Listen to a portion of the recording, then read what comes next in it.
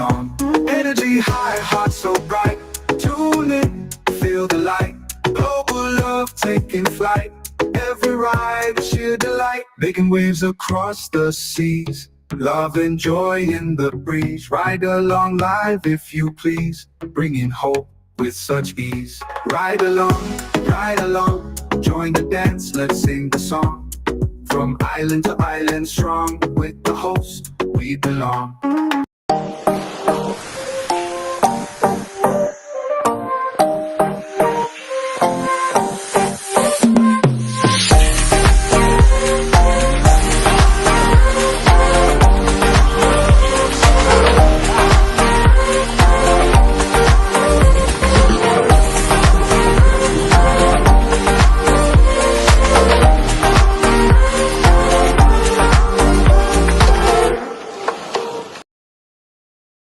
Are you a progressive young leader, a proactive emerging executive, a rising professional? Then you need appropriate cover for your vehicle. Introducing the Pro Motor Plan from Beacon. Car insurance that includes free loss of use, windscreen cover up to $3,500, free special perils, free accident forgiveness.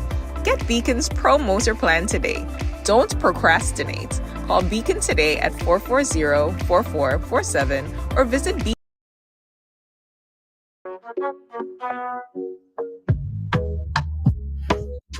Yeah. How are you doing, ladies and gentlemen? How things? Let me ask you guys a question. Don't lie, okay? Don't lie. It's okay to say the truth. Here, for this question. Right? It's okay to tell the truth, right? Did you miss me? Did you miss me? It's okay. It's okay. It's all right. Yes, you can say yes. Say yes, I miss you. Yes, it's fine. I miss you guys too. Let me tell all you what happened, right?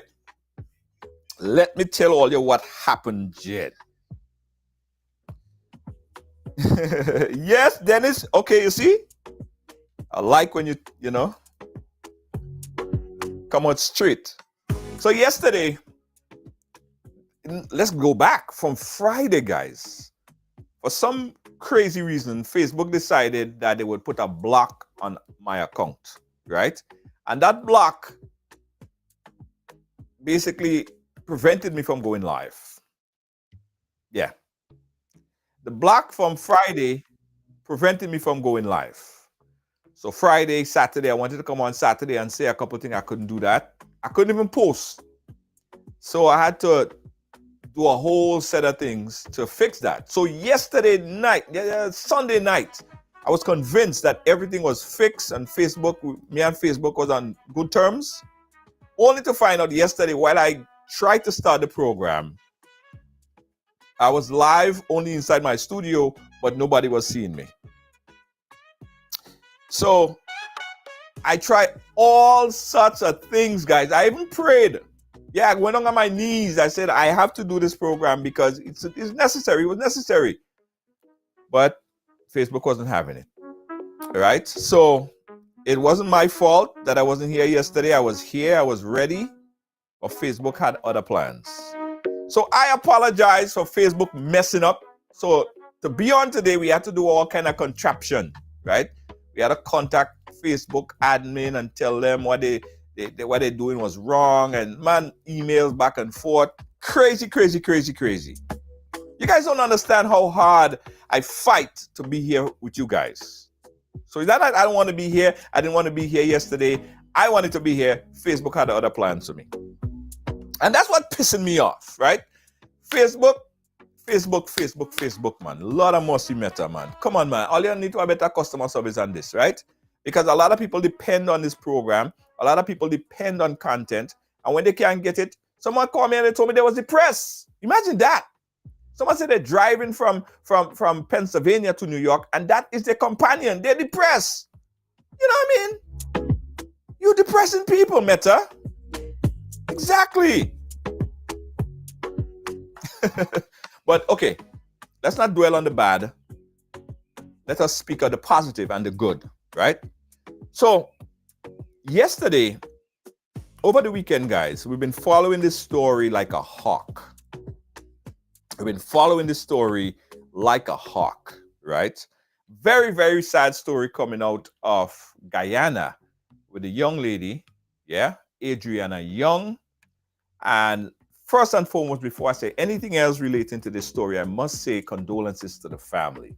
I cannot begin to imagine what anyone, any family, father, mother, sister, brother, cousin, any family member, what they would be going through in a time like this. To lose a young person, to lose anyone, in particular someone who has all their life ahead of them and lost them so tragically and so publicly.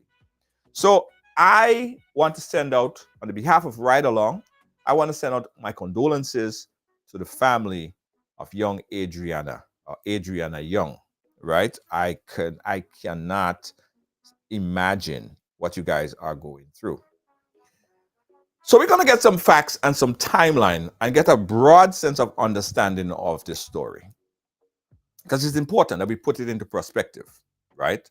So coming up in the 6:30 hour, our segment 2, we're going to speak to Mr. Rickford Burke and also the MP for that district where Arianna Younge and her parents reside. So we're going to speak to them in the second segment of this program, right? They're going to come up shortly.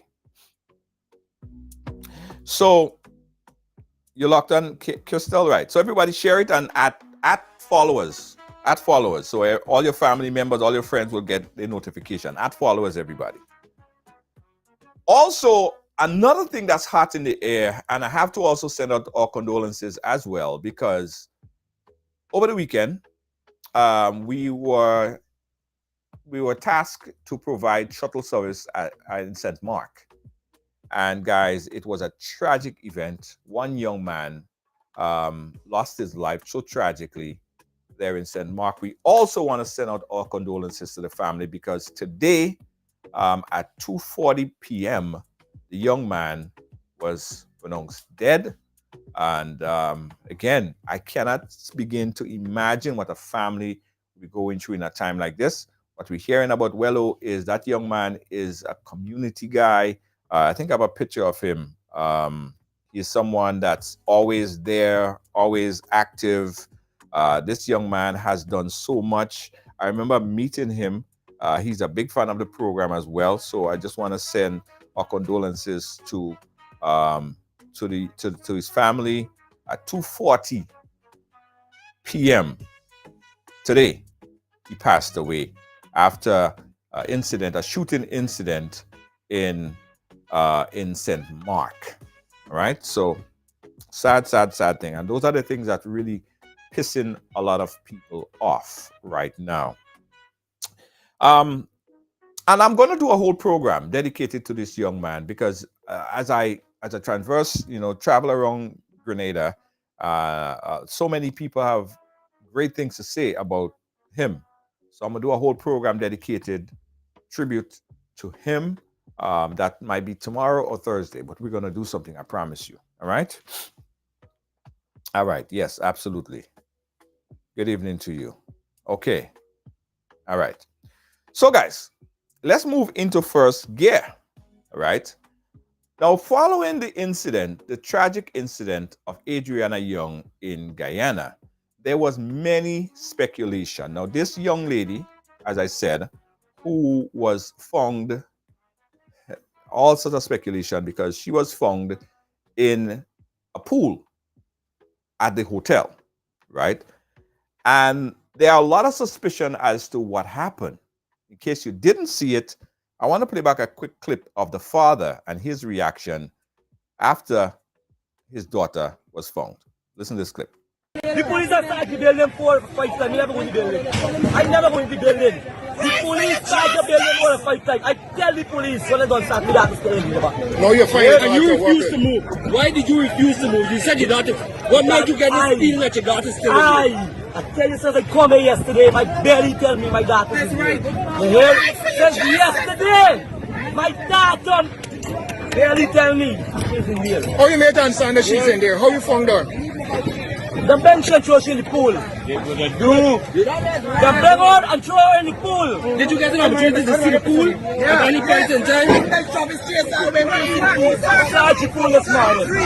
You searched the pool this morning? Search the pool after 6 this morning with police. I know one. I didn't know one there. You have 6 of my family. Search the whole building. I was standing right there watching them because the pool is right there. And nobody didn't saw a body.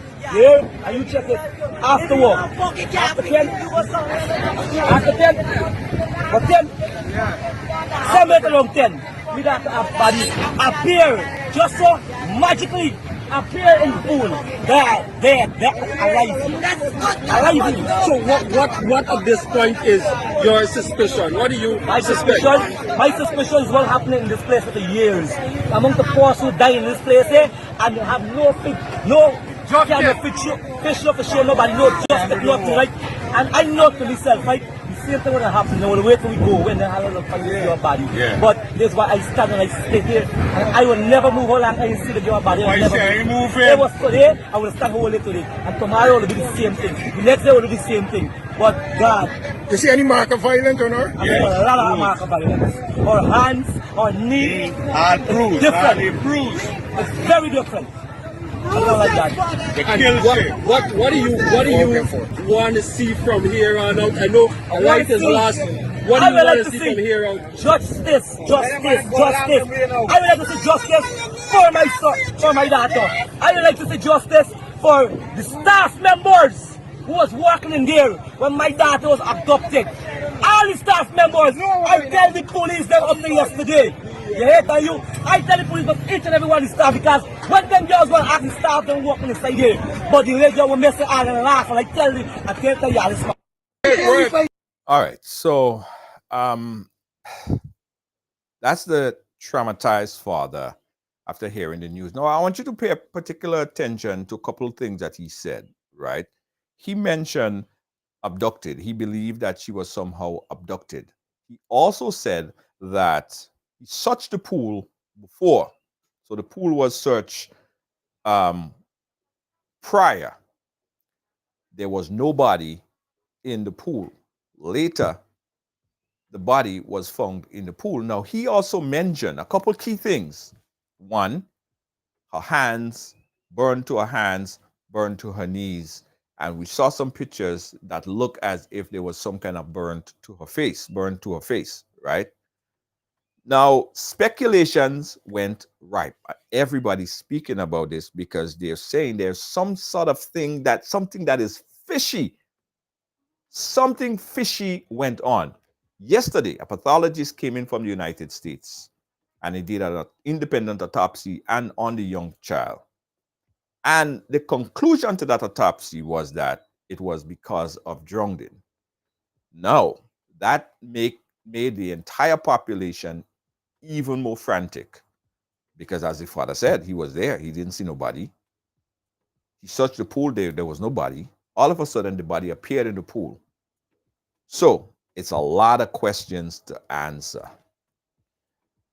I brought on my next guest today because he knows and understands a lot of the things that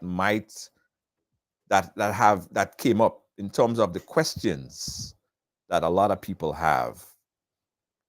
My next guest, he is a former Obeah Man. I say this because that's what he is. That's what he was. He was an Obeah Man, but now he deals with a different aspect of spirituality. Spearman been on the program. Spearman been on the program before, and he was able to help us understand about spiritual ritual and those type of things. And he also has something to say, which I think is interesting to this whole conversation. So I want to welcome him to the program right now. Spearmo, are you there, sir? I am. Are you hearing me? I'm hearing you loud and clear, sir. Loud and clear. Amen. And thanks for, be the glory. Thank you. Thanks for joining us, Spearmo, on this. I know I called you last minute, but you did take the call, and you did, in fact, cut your live off so you could come and chat with us here. So I really appreciate that.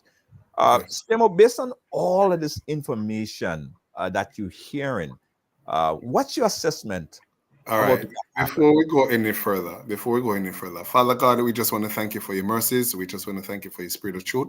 We just want to thank you for being God. We bless you. We honor you right now in the name of Jesus Christ of Nazareth. And so, Father, we ask for the spirit of truth to lead and to guide us right now in the mighty name of Jesus Christ of Nazareth. Amen. Okay. Amen. Now, based upon what I've heard, all right, and I'm not watching the program, so I don't know much about the program. I must say, I don't know about the program. I wasn't watching the program, but I saw the reaction of the father, and I saw some video clips, and my condolences to the family, all right? But in order for you to understand what is going on, then you understand the realm of the spirit that you need to understand, all right? I don't know anything about the hotel, so I cannot speak on the behalf of the hotel, but I know about the realms of the spirit. And I understand about most of what happened in the realms of the spirit. During the construction of most places of residence and commercial building, when the foundation is being dig, all right, we have individuals who present these foundation as sacrificial offering. What does it entail? Which you have people who would have slit the neck of fowls, all right, and sprinkle the blood in the foundation, all right. You have individuals who would take rum and they would invoke the realm of the spirit. Now, what happened is that when the construction of these buildings are finished, it now become not just a monument, amen, or a business plate, but it also become an altar. And so from time to time, blood would be required from this hotel. All right. The management of the hotel would have already know this because this is done in the form of getting customers. All right. So that they can stay on the market. So I am not going to jump and say this is what happened. I'm not going to jump and say that. But in most of these business places, individuals are used as sacrificial offering. All right. And I'm not trying to imply anything here, but these things are real and we have to take these things in mind. So chances are the first thing they can do in this regard, Junior, is to find out when was this hotel built. And if this hotel was built any time, in this month, like for instance, let's just say the hotel was complete this month, or the foundation when start dig this month. This is how the family need to get their answer now. So what they need to do is to find out when the foundation, when the ground was first broken. That's what they need to do. Find out when the ground was first broken and if it compared to now when their child is being killed. Or find out when the hotel was being opened and find out if it is in line with the same month that the daughter was being killed. The reason for this is very simple. Whenever one do any sacrificial offering, then it have to be every month that they, like for instance, it upon a January, every January a sacrificial offering have to be taken. So that is what they can do to find out when was the building open, when was the ground broken, and find out the corresponding time so that I can make the comparison. That is the first thing they need to do. Wow. And that we're gonna get that information. I'll search that information and get that information for you. They need But to do it. yeah, Spimo, why a young child? Why a human being? Why there would be any sacrificial offering of a human in any instant? All right, let us go to the realm of the spirit. According to the realm of the spirit, there have to be a sacrificial offering. In everything that you're doing, you have to give offering. Now, the offering can come in all different forms. It can be your offering of your time. So I'm going to spend time to make the stream work, which is the live stream work. I have to commit myself to it. So offering is that me going to spend my time. So in everything that you're doing, you have to make some form of sacrificial offering or a sacrifice twice. You get me? So even if you want to come up with skill, you want to be rich, you have to ensure that you work hard and you invest more. You have to do some sacrificial offering in everything. Well, this is the same thing that happened in the realms of the spirit. For us to be closer to God, we have to tell God, God, I am going to make my life a sacrificial offering to you. So something have to die or something have to give up. You get me? So you're going to deny yourself of something, some pleasure, so that you can get what you want or to accomplish what you want. Likewise, you're going to tell God, I'm not going to live my life, but I'm going to ask you to live what your life through me. So you have to give up something where the sacrificial offering is concerned. Why are human flesh or why are human life? You may ask. Let us go back to the book of Genesis. In the book of Genesis, we find out that Jehovah God would have told us, I want you to bring me a sacrificial lamb. So Jehovah God required a lamb. But Cain changed the script. Why? Because mankind is the ruler of the earth. So mankind decided to change the script because what people need to understand, Adam represents the first man, Cain represents the firstborn son of Adam. So he represents the continuation of humanity. So what Cain did was to take over from Adam, so to speak. All right. So Adam now changed the manuscript or change the covenant. I don't want to sacrifice animal. I want to sacrifice human being. So what happened is that he sacrificed his first human sacrificial offering, which is his brother Abel. All right. And from there, the spiritual realm required that we sacrifice a human being in order to get monetary gain. So the thing is now changed. So when I was in the dark world, all right, you have individual who sacrifice them relative. Now, the relatives that we often sacrifice, are those that are closer to the individual. So hold on. You're saying that when you were in the other side, and I did introduce you as a former Obeah Man. A lot of people say, what do you mean by a former Obeah Man? It is what it was. The man was a former Obeah Man. He used to do all these things, right? That's what he used to do. So people used to come to you to sacrifice the family member to get something? Yes, man. Well, you see, when you're making a sacrificial offering, it have to be a family member. All right. So what the sacrificial offering would require is that it requires that you sacrifice somebody that is close to you. It can be your mother, or it can be a favorite son, favorite daughter. But the devil seems to take the best. All right, he seems to want to take the best. The question I want to ask now is very simple. All right, let me not jump the gun. Just leave it there for now. Okay. Yeah. Yeah. But these are the things that happen. So if a sacrificial offering is done, then it requires that you give some form of sacrifice. Right. Yes. Okay. All right. Is this something that is done often, especially with children? Okay. It is. Listen, you ask if it is done regularly. As I said before, it is a yearly sacrifice. All right, because let's just say it happened. That's why I keep on asking, when was the foundation of the building broken, and when was the building complete, or when was the hotel dedicated? Because it can be the tree time now. When it was finished, all right, fine. This is what you need to look at. When was the ground broken? When was the building complete? And when was the building dedicated and open? So somewhere along there, they would have made a commitment to the dark world. All right? Somewhere along there, they would have made a commitment to the dark world. Now, what happened is that they would have to sacrifice somebody. You have some person dying, and you find out that you cannot explain why they die. And they are going to die on the compound, you know.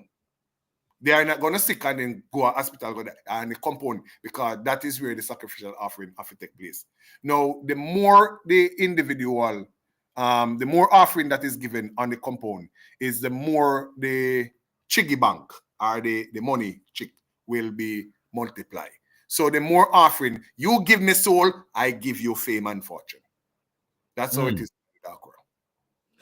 Now, I want to ask you about this, right? Now, when they found the child, they said that they saw some burnt on her hands, on her feet, and I believe I saw something to her face. Right? Is that something that is done when sacrificial offering is made? Is that the process, or what you expect to see if something like that were to happen? What happened is that whenever somebody tried to disfigure the face, it would be that they are trying to cover the identity or get rid of the identity. This have nothing to do with spirituality. That's how it is in the realm of the spirit. All right. It have nothing to do with spirituality. But somebody may be trying to cover up the crime by dismantling, disfiguring the face.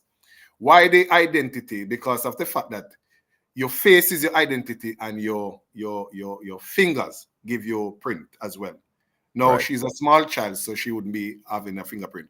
But these are the things that they use to identify you in the physical realm. This is also used in the realm of the spirit as well as identity. All right.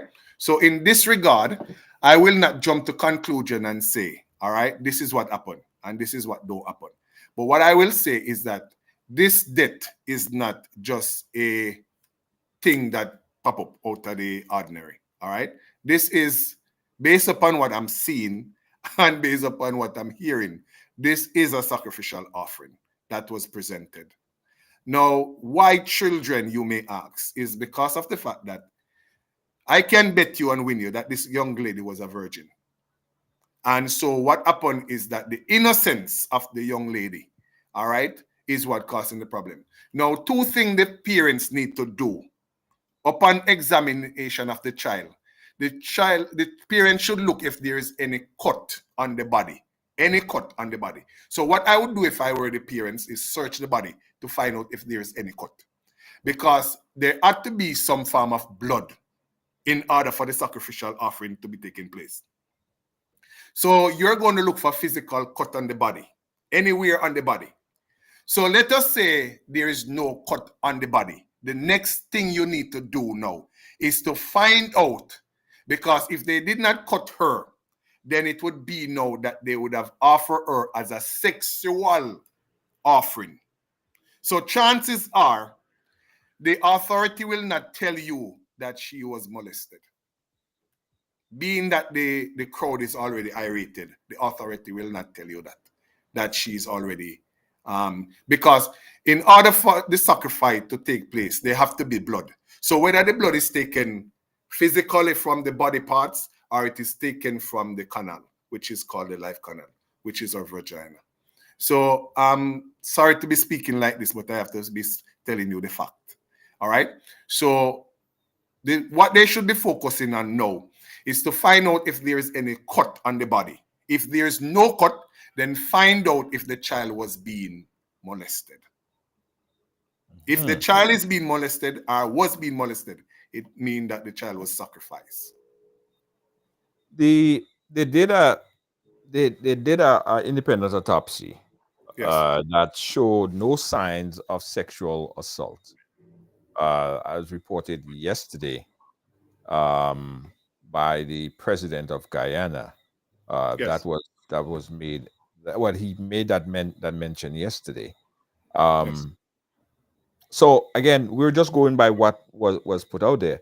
But what baffles me, right, is using a human being, and a few people told me this, that they suspected that is exactly what happened, using a human being and a young child like that for sacrifice, and the insanity of it as a layman thinking about it. Who would bring themselves? How could you bring yourself to that, to sacrifice a young 11-year-old innocent person? Like, the mindset of that is just, again, it's mind-boggling to me.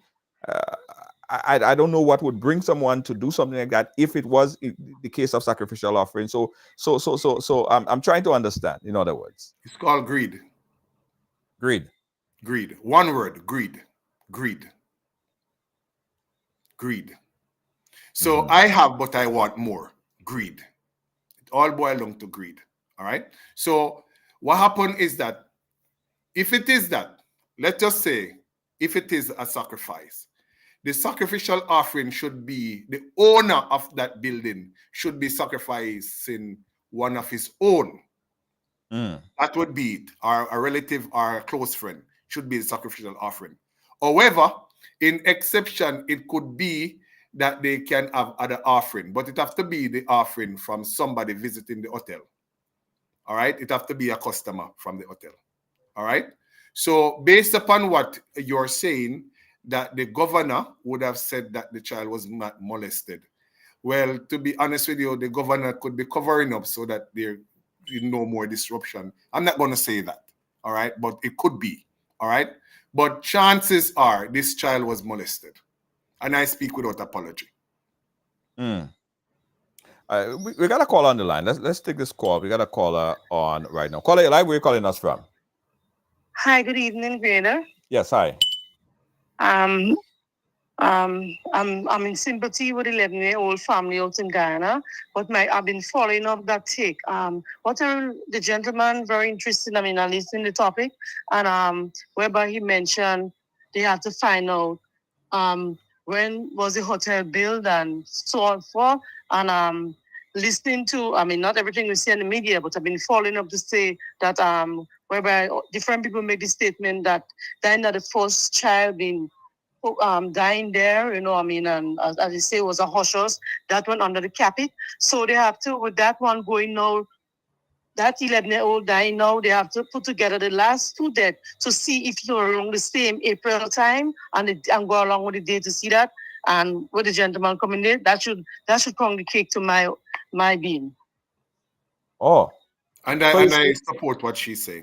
So you're saying that based on reports, that's not the first report of a child death at that particular establishment surrounding that hotel. So you need to deep in that, and if it's the fact, and the gentleman already mentioned, it is a special time. For example, every 5th of April you celebrate a birthday. So there is good and there is bad with the evil forces. Around the time they're going to celebrate it around the same time. It don't have to be a different month.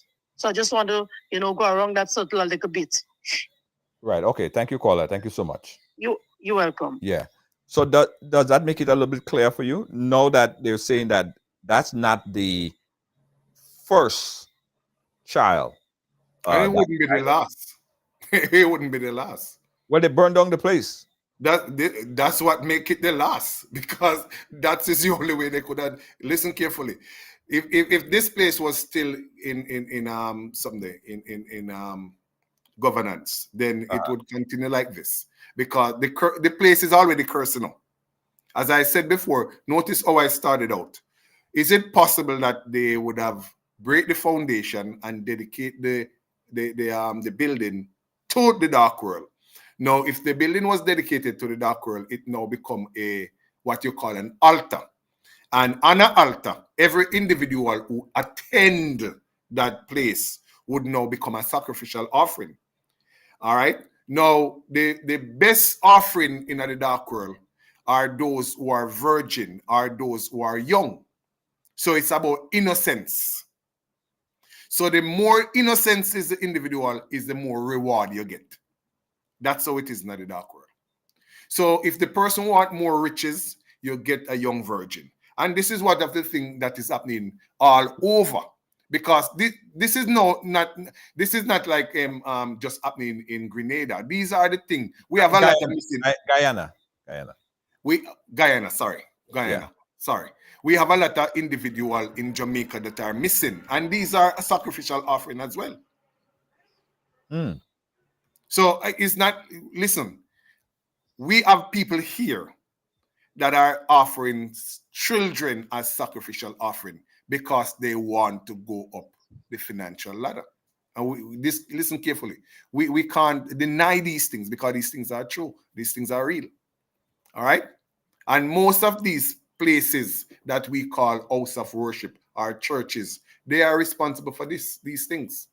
Because when I was opening in the dark world, I know somewhere me go learn it. I know in a bush me go. A church teach me how to operate in the dark world.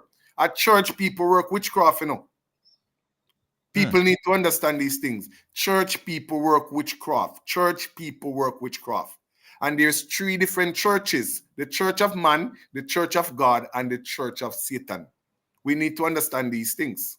You get me? So on every building you hear, and you hear it say it's a church, mean that it's the church of God. It can be the church of occultic, or the church of man, church of Satan. You get me? And these things require blood. All right? So the individual now that make this hotel, the investor that make this hotel, could it be that he's a Satanist? I'm just saying. Could it be? You notice I use could it be? Could it be Right. that he was a Satanist or is a Satanist? All right. So what do you say to people, even some folks on the live who say, yo, that's crap. What you're saying makes no sense. They don't believe in that Obeah thing is not real. What do you say to people who don't believe any of that stuff? The question I would ask, you don't believe in Obeah, but you believe in what is called karma. Now, if you don't believe in Obeah, then you shouldn't believe in karma. And if you don't believe in karma, then you shouldn't believe in Obeah, because Obeah is what we call karma. In other words, Obeah is actually the opposite of the right. All right. For instance, we call it righteousness because you do things that is right. And Obeah is the opposite of. Now, what is Obeah? That is what people need to understand. What is Obeah? If you go to the book of 1 Samuel 15, verse 22, it said, obedience, as in obeying the voice of God, is the best thing you can do. Living right is the best you can do. However, verse 23 said, anytime you choose to live in rebellion against God, the presence of God leave you, and then a next spirit starts speak to you. That is what we call Obeah. When the spirit of divination now takes over. And that is why I said it's church people that work witchcraft, because these are people who worship, but they are being deceived by the underworld. And when they are being deceived by the underworld, what is going to happen now is that the underworld is going to tell them what is required. We have a famous place here in Jamaica that we call the Flat Bridge. Every now and then, demons would visit individuals in their visions and their dream, telling them to come and offer blood sacrificial offering to us. And oftentimes you see people go down there sacrificing goat and cow and all these things, depending on what the realm of the spirit asks. Only because of the fact that the spirits that are living in the water would told them to come and sacrifice blood unto me. Except you do this, I will start to take everybody that crossed the bridge. So it is a form of sacrificial offering, peace offering, as to tell the demons, do not take any human being. Here is the blood that you required. And these things are real. All right. Now, if you're going to say that these things are not real, then you're actually saying indirectly that Jehovah God himself is not real. So anybody who believes in God should and must believe also in the dark world, which is the underworld, because it is God who tells us about the underworld. We did not know these things. God is the one who tells us about the underworld.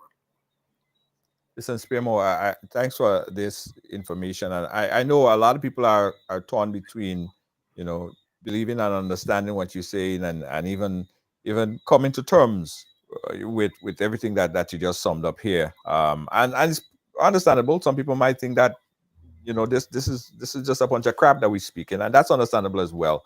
But thanks for taking the time to chat with us here. Any last word you wanna give out there on? I would ask that the father, or should I say the parents, find out if there is any cut on the child. All right, find out if there are any cut on the child. So you're going to search the body to find out if there is any cut on the child. All right. Okay. If it is that there is a cut on the child, then you need to question now, how did that cut reach there? The next thing they need to find out if the child, based upon what you said, they said that the child was not sexually assaulted. Right. I think that the parents should get what you call an independent. So they should not wait on this individual. This what they call him, pathology. Pathologist, They should get their own individual. But because I strongly believe that this child was being sexually molested. Okay. All right. Well, I strongly believe that.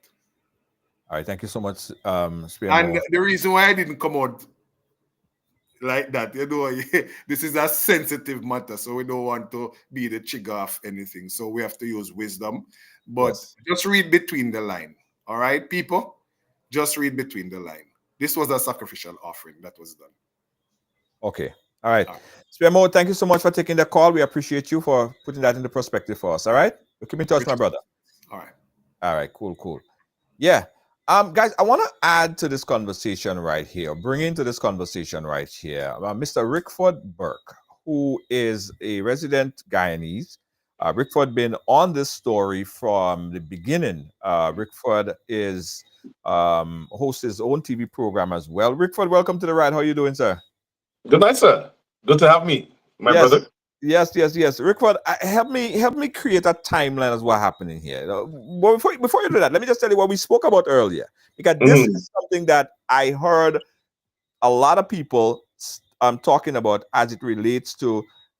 This is something fishy, something more than what they're saying actually happened. So SPMO kind of put that into perspective about the sacrificial sacrifice and all that other stuff.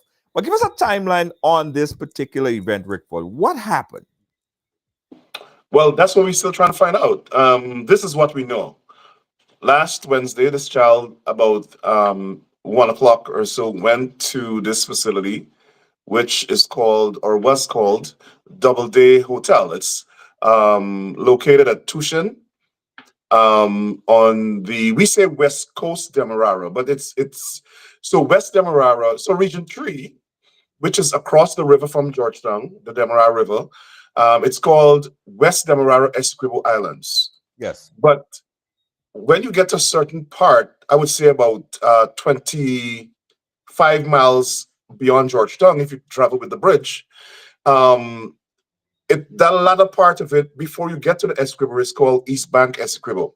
Uh-huh. So Tushin is located at East Bank Essequibo. I used to live in that area. I used to live in the Leonora Police Compound. Leonora is the village where you have the government headquarters, like for that, not the region, but the police division. And so she went to this hotel with her several other family members. The grandmother said about 20 of them in all. She was taken by the grandmother. She had her cousins there, etc. And they went to swim. Apparently, in order to swim, I think I might be losing power at this with this camera. Can you see me? Yeah, I can see you. So yeah, it looks like it's good. So they went to swim. In order to go swim, you have to have bands. Yeah. And they purchased the bands and they went into the pool. She said about 15 minutes, not longer than 50 minutes after that, one of the other children came to her and asked her for something to eat. And so she said, okay, call all the others, let's go eat.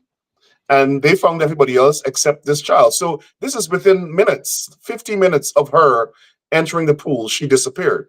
They raised an alarm. They started to look for the child. They couldn't find her. They called the police. And the police responded, but the police responded in a posture to protect the hotel. Mhm. And so this search continued, and the police, first of all, the hotel raised alarm bells by saying that their cameras don't work. Now, you run a big hotel, this is a big place, and your cameras don't work. So they didn't believe that, so they suspected something happened. And they started to check cameras in the neighborhood, and they checked the camera from like an adjacent home, and the cameras showed them where everybody entered, including the child, and the camera never showed the child leaving. In the meantime, the police commanding officer for that division, this is an assistant commissioner of police, came and lied to the family and did everything he can to lure them away from the hotel. And we believe, and the family believes, and the rest of the country believe, that that was a ploy to get them to move from the hotel so that they could move the body. Now, the commanding officer told the family, and the police put out a statement saying they have video footage of this child leaving in a black and red Ram car.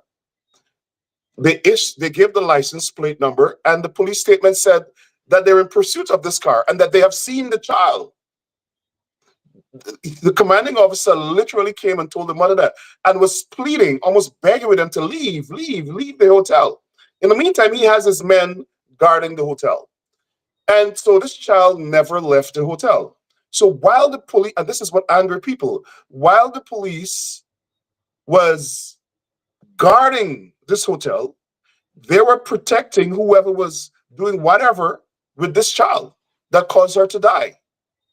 And eventually, they refused to move.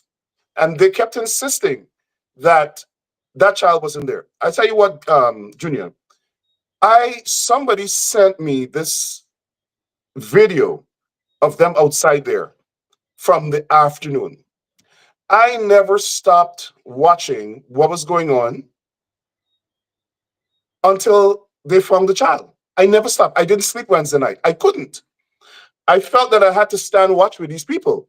And during the course of the night, my organization, the Caribbean Guyana Institute for Democracy, issued 2 statements. 1, condemning the police action, and 2, calling for a boycott of this hotel and the business establishment.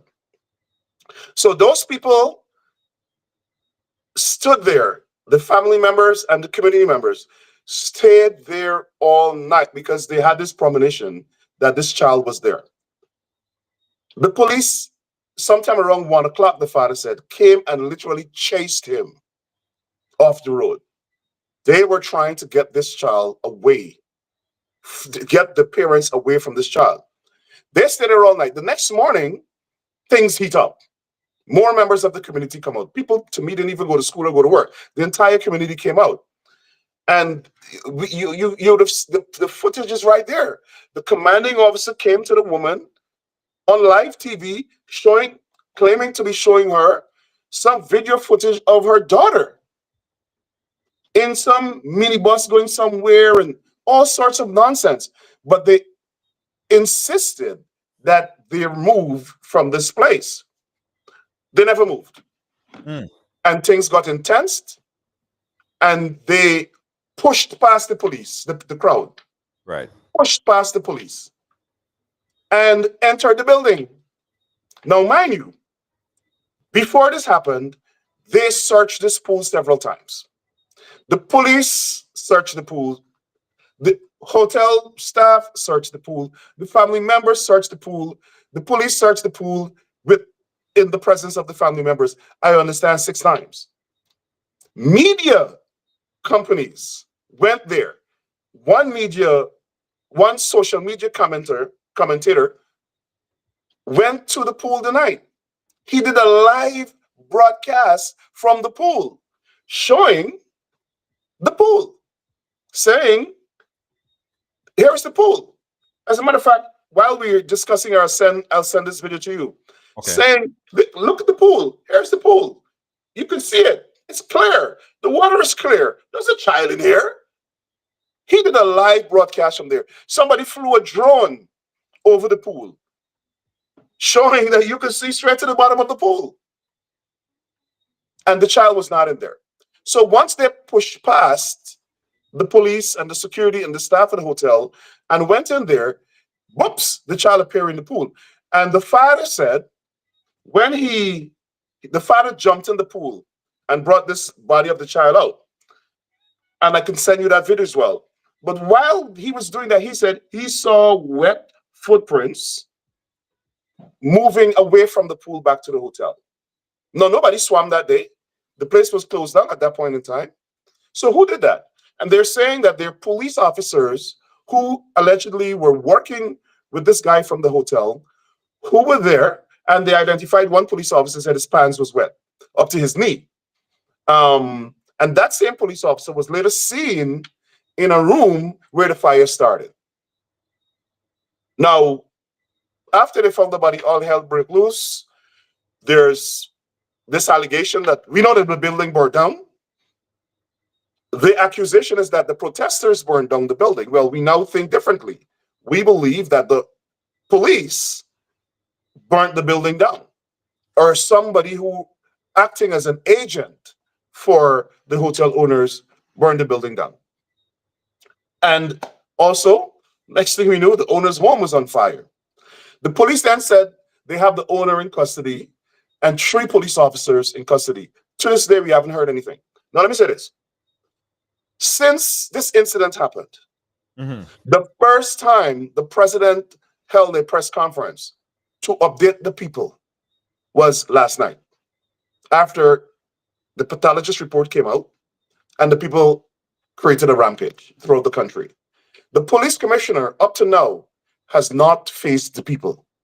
Up to now, the crime chief has not faced the people. And I said, the first time the president addressed the nation on this issue, faced the nation at a press conference and take questions, was last night. Other than that, he was doing bits and pieces of commentary here, where he went to the people, to the homes, the home of the victim, and was trying to tell them they should stay off the street. And he said the blocking the street is unacceptable. And the aunt told him, hey, listen, when you were in the opposition, you blocked the street. And you don't only block the street, you were being a thug because that same president attempted to turn over the car with like 20 or 40 other hooligans from his party. They tried to, I have to change this. Yeah. It's showing red, a red light, right? Which means that it's dying. Let me change it and come back. Maybe you could take a call or something in the meantime. Yeah, no problem. 718-701-5720. A lot of questions there on everything that Rickford just said. A whole heaping set of questions. I know you guys have questions as well. Now, first thing I want to find out, and probably some of you guys could help me. Why would the police try to conceal that piece of information? Or why would the police, what would the police have to do with this in the first place? Right? And if the information is accurate, as Rickford is saying, he said that there was footprints from the pool leading out. And a particular police officer, I haven't seen that footage independently, so it's left to be verified. A particular police officer appeared there with wet pants. Again, I haven't seen those footage independently, so I want to find out. So what does the police have to do with this particular crime? What is the connection? We're asking the questions. I'm sure you have a lot of questions as well. We open up the phone lines right now, 718-701-5720. That's 718-701-5720. We're speaking about this particular incident that is making rave reviews in Guyana right now. We're talking about the young Arianna Younge. The child body was found inside of the pool. That particular hotel was later burnt to the ground. And I'm sure that there are and still will be many, many questions after this. We got Rickford Burke back on with us. Rickford, you there? I am. Can you hear me? Okay, good. All right, so we got a call. Let's take this call on the WhatsApp right now. Caller on the WhatsApp, go right ahead. Good night to everyone. Good night to Rickford Burke and everyone that viewing. So this is my take. So you see, even to the youngest person could understand. So if you go to a pool, you and your family, you hearing me, right? Yeah, I'm hearing you. Good. You and your family go to a pool. This child go to this pool about 1 o'clock. Then this child go missing about 2 o'clock. Between that time, a lot of people was in this pool. So when they raise the alert, so the first thing you're gonna do, the people around, they're gonna check in the pool. You see what I'm saying? They're gonna check in the pool because remember, you won't see this girl. You raise the alarm, the girl is not around. You check the pool, you won't see this girl. And then this girl appear inside the pool. Yeah. So that makes sense. So that girl was put inside the pool by someone. So that is my take on that. All right. Thank you, caller. Thanks. All right, cool. Yeah, Rickford. Yeah. So Rickford, why would the police? I know we're pointing fingers and fingers was pointed at the police, but what would the police gain from from all of this? Junior, the Guyana police force is exceptionally corrupt. It's probably the most corrupt police force in the Western Hemisphere. And it's probably very difficult for people in the Caribbean, in the United States, and other countries around the world to believe that the Guyana police force is exceptionally corrupt. Let me tell you how corrupt the Guyana police force is. The Guyana police force, a Guyana police force sergeant shot and killed a young man. They just pull up, we have the video. They just pulled up in a black minibus, unmarked, a private minibus. Jumped out. This young man saw them and he ran. The police sergeant shot and killed the young man on the scene. Well, not on the scene necessarily. No, not on the scene. Shot him for no reason. Said that he was wanted for questioning with regard to the alleged sexual assault of a 14-year-old girl. This bus, these police officers put this young man in the bus. When they put him in the bus, he was alive. He was moving. He was trying to pull up his pants. Right? They drove around with this young man. People said they circled the block 3 times. Apparently went somewhere else, because the time they shot him and left to the time they got to the hospital, which is not far, they had to have been somewhere or stop somewhere. And by the time they got to the hospital, the young man was pronounced dead.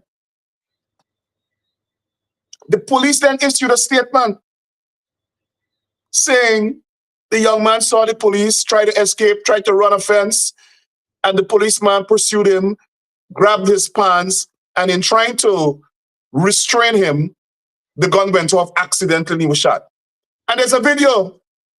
There's a video showing the police run behind the man and shoot him. The police never withdrew the statement. Same thing, we had riots. They shot the people.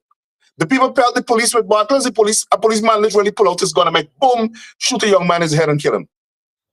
This is in Linden. This is 2 weeks ago.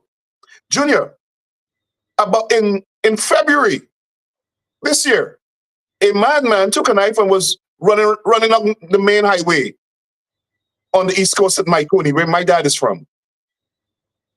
And he slashed a couple of people. The police then shot him in his foot. This is how the police is going to restrain a madman. Shoot him in his foot. That tears him running. Shoot him in his foot. He then got crazy and started running. He's running down the road. A gentleman who my family is familiar with, who knows him, reached out to him and was trying to restrain and was trying to calm him down and restrain him. During this period of time, the man wrestled, my technical guys are telling me center up. The guy wrestled, the madman began wrestling with the other gentleman, Mr. Williams. The madman's name is Mr. Pierre. Mr. Williams is a good Samaritan. He's trying to do what the police can do. The police then opened fire, shot and killed both of them, and then issued a statement saying the madman stabbed Mr. Williams and killed him.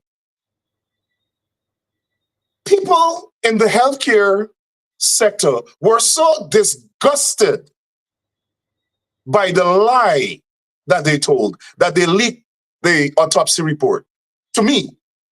And I had to reveal that the police was lying.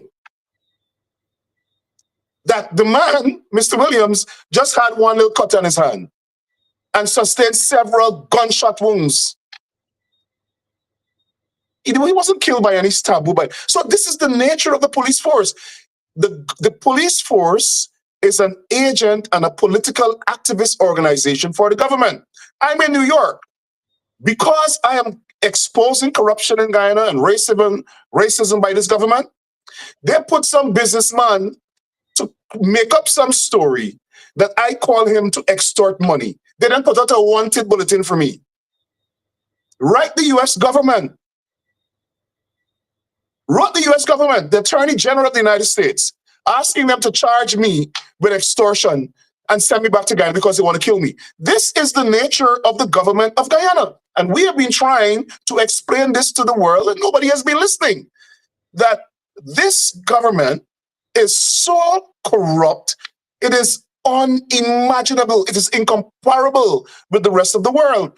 Now, coming back to this issue here, the police make up this story. Apparently, somebody in the police force probably got some beef with this man, put out the man's car number. The police then met him crossing the Demerara Harbor Bridge, stopped the man, lock you up for 12 hours on a make-up story. And I tell you what, Junior, only Jesus Christ can come from heaven and tell me that if the parents didn't stay there, had they moved, they would have moved that body from that hotel, take it and dump it, and charge that man with murder. That's the nature of the Guyana police force. And the rest of the Caribbean, I know a lot of people are watching. I'm carrying this on my social media, and I'm seeing 23,000 on my social media. So people from all over the Caribbean are watching, and they should know what is happening in Guyana. Right. And it is only happening to people who are opposed to the government, primarily African Guyanese, but not limited to African Guyanese alone. All right, hold on 1 second there, Rickford. Let's just take a quick call. We have 2 calls. We have 1 call on the phone line, and we have 1 call on the WhatsApp. Once you don't take a call from Kwame McCoy, sorry, go ahead. Call on the WhatsApp. Go right ahead. Yes, I'm calling from UK. Go ahead, UK. Yeah, I'm Mr. Pollard. Okay, go right ahead, sir. And we have a team right now in Guyana.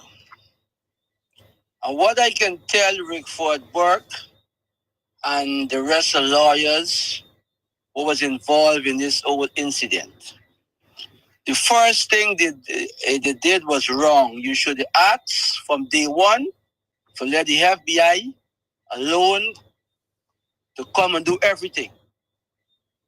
Based on that, you would know the water. If she died by drowning, you would know exactly where the water comes from. And that's your first mistake. Let me stop the caller right there. The lawyer for the family wrote the... Hold on a second. He cannot hear you because I'm taking him to the WhatsApp. So I'm just gonna yeah. Caller, go right ahead. Record your respond to me in a little bit. Caller, go right ahead. That's the first wrong you're jumping. Okay. You should ask for the FBI first, and this would be the perfect step to go instead of going to any else thing. Because the FBI would tell you exactly, yes, she drunk, we're not saying whatever, but they would say the same thing. Can I? Exactly. Caller, you're repeating yourself. So just, is there a second point? Let me... We have a lot of calls on the line that we have to take. And second thing, yes, the Guyana police force is not what Rickford Burke and the rest may say. Yes, we have a part of the police force, okay, but not everybody is there is bad. Okay. The top brands is, yes, some might be bad, but they have the top brands in the Guyana police force is very 100% unprofessional. So Rickford need to make certain statement also when the police is doing good. All right. Thank you. Thank you, callers. Thank you so much. Yeah, Rickford, respond to him. And first of all, the caller is uninformed. The attorney for the family, Darren Reid, on Friday, wrote the president and asked the president for the forensic pathologist from Delaware, the chief forensic pathologist for the state of Delaware, who's actually Trinidadian, to represent the family at the autopsy, to help perform the autopsy. And that happened. The second thing Mr. Wade did is ask for the FBI, Scotland Yard, and Canadian Mounted Police to conduct the investigation because they don't have any confidence in the police force. The government has refused. I know for sure a very senior police officer contacted me to voice his frustration that they too wanted either the FBI, Scotland Yard, or Canadian Mounted Police to conduct this investigation, and there was resistance in the government. So the government has not responded, and the FBI cannot jump and come to a country like that. There are certain protocols that have to be observed. The government has to invite them, etc. And it's a government-to-government engagement. It's just not the family and us could call. So all of us called. The first night, while I was watching this event unfold, we issued a statement calling for the FBI to be invited to conduct this investigation. Every political party in the opposition called for the FBI. The family called for the FBI. Civil society organizations called for the FBI. News organizations called for the FBI. The government has consistently resisted any international law enforcement agency helping to conduct these types of investigations because they're scared of what will be uncovered. They prefer to run to the RSS, which is the Regional Security Service, which is a CARICOM facility, which comes and rubber stamps what the Guyana Police Force does. So yes, a lot of people, including myself, my organization, and the family attorney requested the assistance of the FBI. It was declined by the government so far. Let's go back to the phone line. We have another caller on line. Caller, go right ahead. Sorry, excuse me. Yeah, caller, go right ahead. Yes, I agree with what Rickford said. Just recently, some honest police in the force decided to seize some cocaine and they lodge it at the police department. Yeah. Now, retired senior police explained to us that where this cocaine is stored, not anybody could get to that cocaine. However, the cocaine went missing and was replaced with flour. So in other words, the same cocaine ended up back out in the street. That is one evidence of the corruption and the trust that people of Guyana lose in the police force. Secondly, in Esriquebo, a man was sleeping in his bed. The police went in the man's house, shot the man and killed him. The police force report come that he attacked the police, and then the wife come out and give us the story that the man was sleeping in his bed. Up to this day, we don't know which police sent down the order to kill this man. So that is what we as Guyanese have to live with in this country. Once you're poor, there is no justice. This little girl, if it was certain political, or if it was any friend, family, or favorite of the government, since the afternoon when the girl go missing at 1 o'clock, they would have locked down that place by 3 o'clock. God have to come down and tell me that they would not lock down that place and they would have find that child. But because it is, you are not friend, family, or favorite of the government, these are the things that poor people have to face in this country. And I could go on and think and tell you about all of these things. Imagine the top rank of police. Once police officer have 200 and something financial charge and all of this. Even the top cop himself collected with his own confession, like his pay, what 2 years of pay, said he collect as donation for some wedding. How can a police? So if a businessman gonna give a policeman so much cash, that means whenever the businessman do crime, automatically no brainer. The businessman got to be the yes man. The top cop got to be the yes man because he collecting the people money. So that is the level of injustice that a lot of people are facing. Thank you. All right, thank you, caller. Thank you so much. We got another caller on the on the phone line. Let me see if I can bring them in right now. Caller on the phone line, go right ahead. Hello? Yeah, hi, caller. Go right ahead. Yeah, caller. Hello? Are you hearing me? Yeah, I hear you. Go right ahead, caller. I call in connection with the caller that called before this caller that finished. What you saying about the guy in the police force got tapped? The owner of the top brass. The owner of the top brass is a pack of crooks. The owner of the top brass and the guy in the police force is a pack of crooks. I don't know which part of the world this fellow live in, or which part of Guyana he live in that he talking about at the top of the top rank is get good cop. Never. He can collect $8-something million for Mr. Buta's wedding. He's a wedding planner. The old top brass and the guy in the police force is thieves. I don't know where this man, the fellow that called before this fellow was talking about the top brass and the guy in the police force is that good police. Never. Never. The commission is a thief. This one will be taken Hold on, hold on, hold on, hold on, hold on, What? hold on. We have to disclaimer that statement, right? We cannot call the person a thief if we have no verifiable information that the man thief anything. So I have to disclaimer that. Oh. All right. So Now be guided. with Arianna. Yeah. It's with Arianna. Now he was standing right there trying to distract that crowd from that child. Trying to if the boy, the father for the child saying belly telly, that's the child in there.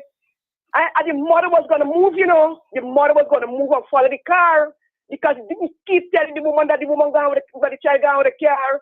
And the mother was gonna move on the father is the body who insists my child is in there and they never move.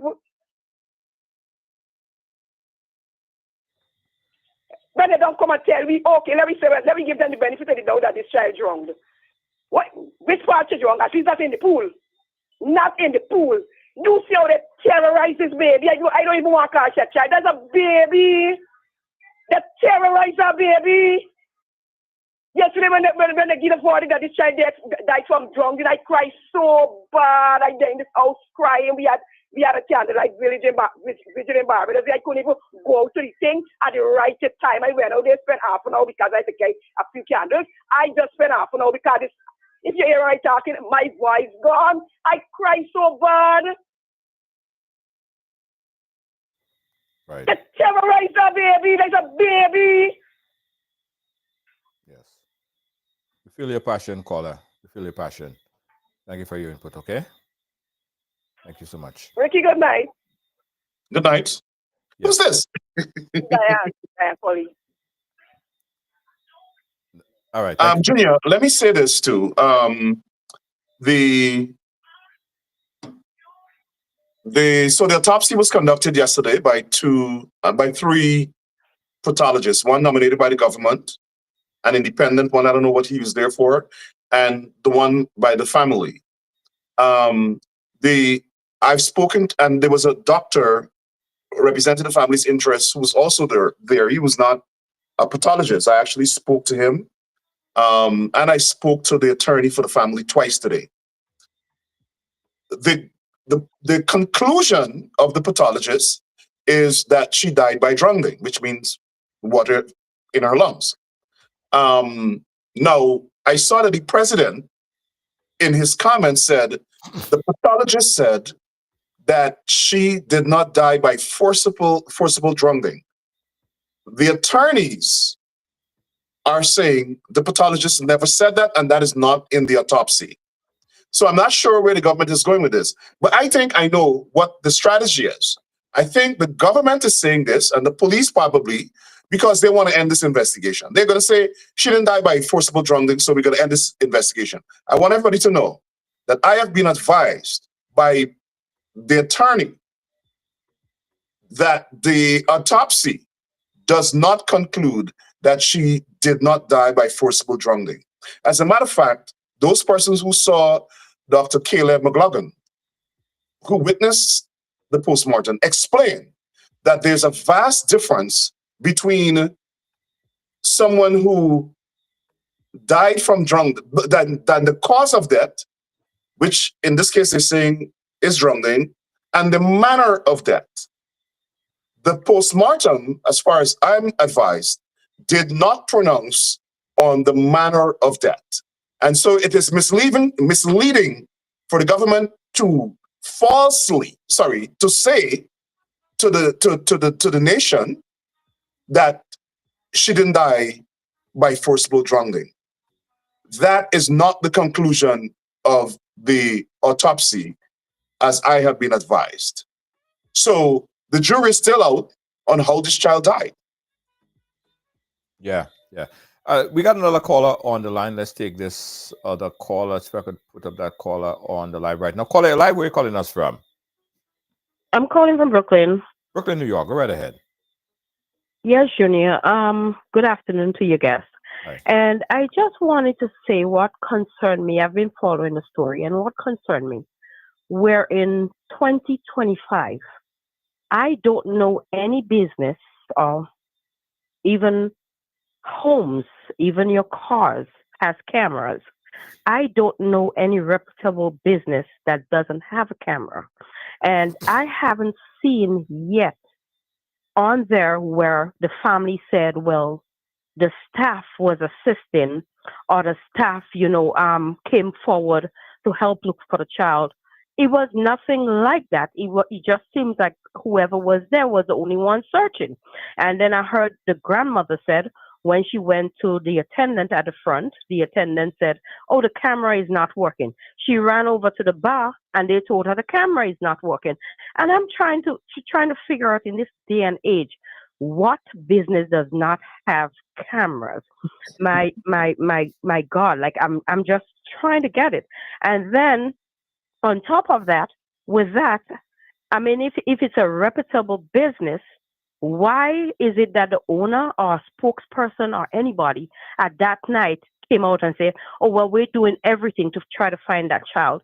If it's on our property, because that's not a name that we want for our business. That's not something that we want to stand on. Why nobody came forward to say nothing? Nobody was saying anything, and then the police tried on two occasions to get the family to leave. So to me, that alone, I would start looking to the higher authorities.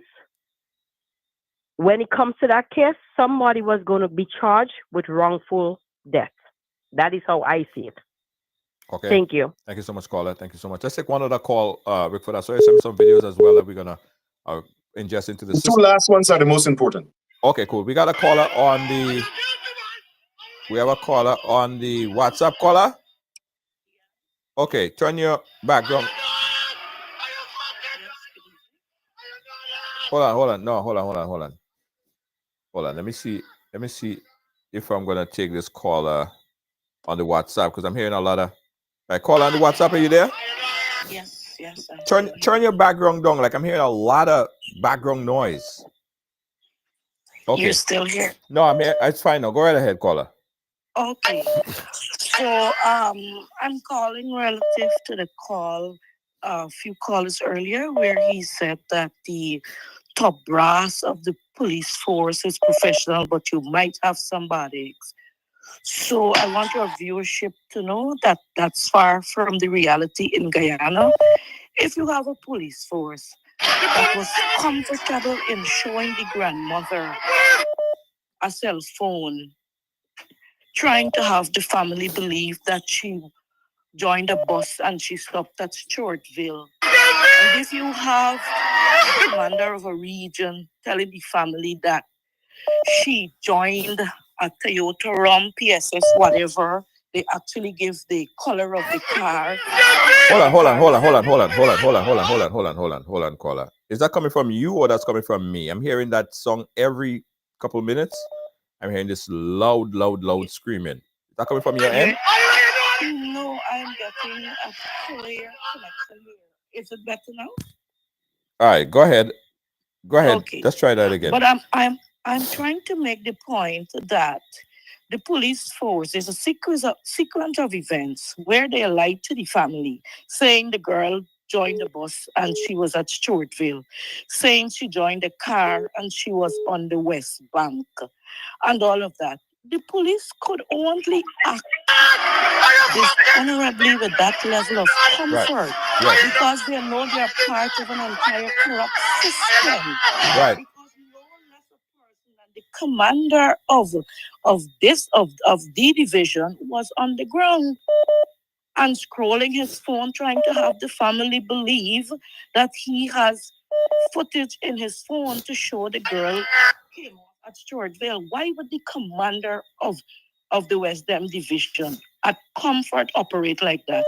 I'm submitting to your viewership. It's because he knows he's a part of a system that is totally corrupt, and so there will be no consequences for actions like that.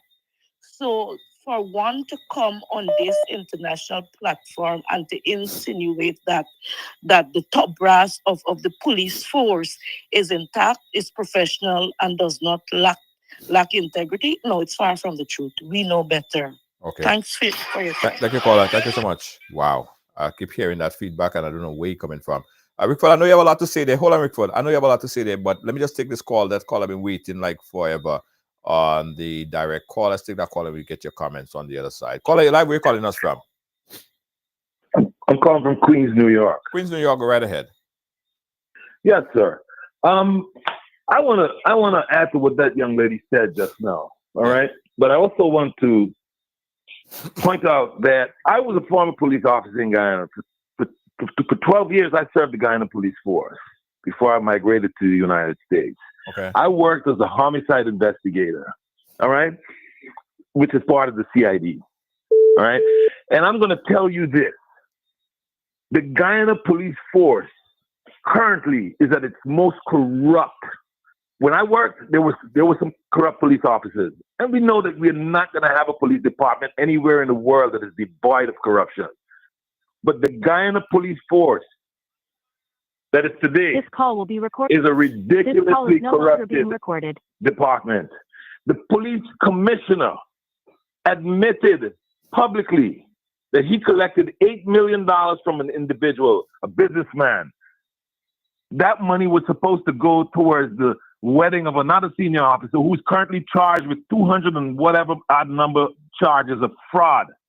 All right? Police officers are known for taking murder for hire contract. Mr. Burke could tell you this. There was a particular Indian officer. I don't want to say his name right now, but I worked with that gentleman. He was a murderer, collecting money, killed a guy in Barbies, on the East Coast. All right? Shot him dead on the stairs. Recently in Essequibo, in that same region that young lady died, there was a young man who got shot. And the police claimed that he had a gun and he pulled a gun on them and et cetera, et cetera, et cetera. Next thing is we saw video evidence and photographic evidence that the man was actually in his bed, shot in his bed. His pillow was full of bullet holes. His mattress was full of bullet holes. And the crime chief and the commissioner of police sat at a press conference lying to the public, telling them that this man attacked the police. When the truth came out, neither of them came back and apologized for what they did. Neither of them. So this nonsense about the police force being some good place where, nonsense, garbage. And I'm saying this as a former police officer. Wow. Okay. All right. Thank you so much. Thank you so much, caller. Thank you so much. Yeah, Rickford, you were saying?